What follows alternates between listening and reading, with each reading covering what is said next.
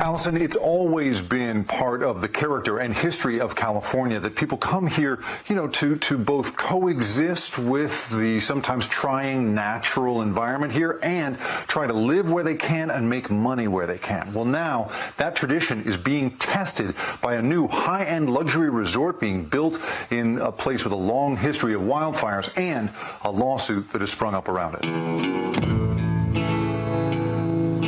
Middletown, California is in a county that hasn't changed in generations.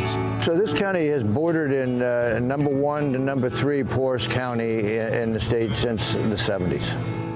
Now, developers have approval to build on a 16,000-acre site here and bring hundreds of new high-end homes and a luxury resort to the region. So it's going to provide a lot of amenities for the second home or full-time homeowner. This sounds pretty fancy, right? It's pretty luxurious, it sounds like. Yeah, well, I would say it is a destination resort. And the project, called Gwenak, could bring enormous revenue to a county with a median household income of roughly $47,000. It's estimated in 2029 that there's about $20 million just in property taxes. So just the economic influx, also the number of jobs for the local community. But in California, where wildfires are getting worse and worse, Lake County has a particularly frightening history of fire.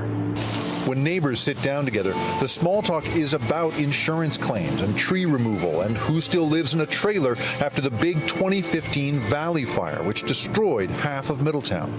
How much is fire kind of part of the culture of this place? Absolutely part of the culture. My house burned in 2015. I've rebuilt it. As people in Florida know hurricanes, we know fires. We pay attention to the weather. We pay attention to where traffic is. We pay attention to what's, like, the wind direction is incredibly important in decision making as to whether or not we'll evacuate. Definitely since the 2015 fire, I don't know about you, but when I hear a helicopter or see an airplane, it's a totally different connection. Now you wonder where, and you start to look for smoke right away. A Los Angeles County Superior Court judge has blocked construction of a massive Tejon Ranch development due to wildfire risk. In Los Angeles, a nonprofit called the Center for Biological Diversity won a lawsuit against another enormous development called Tejon Ranch, which called the suit unconscionable and a huge waste of taxpayer dollars.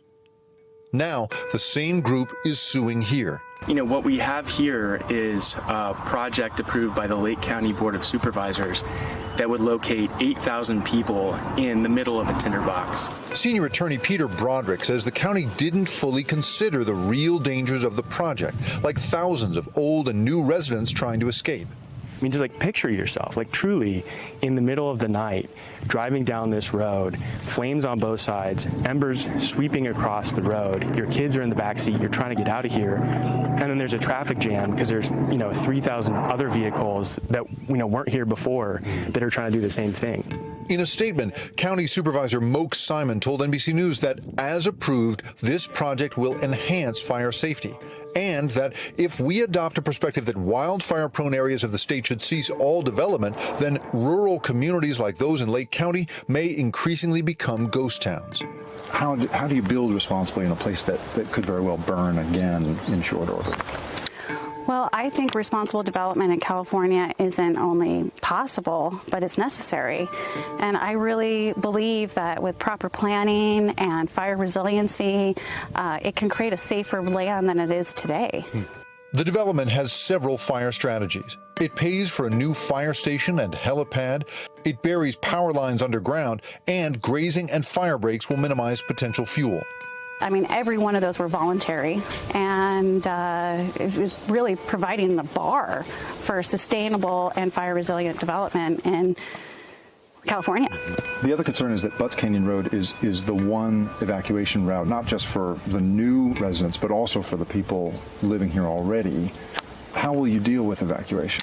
Well, as part of the project, we're actually going to install a traffic signal or a roundabout at that intersection. So just that will make it easier for the local community.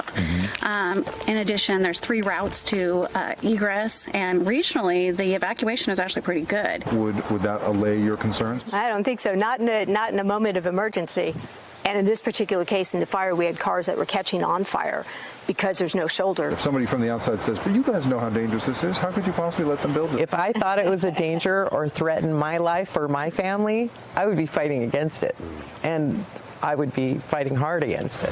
But you don't think that this does pose that? No, and I've done my due diligence. This development represents the possibility of a lot of money for this pretty impoverished city. Is there a way to compare fire risk and economic opportunity? You know, how many lives are worth it? Is it worth it if 5 people die in the next fire because they can't evacuate? What about 15, right? What I do know is that you can't perform any type of comparison if the true risks of the project aren't disclosed to the public, and that's absolutely the case here. The promise of California has always been the chance to live in the most beautiful place you can afford.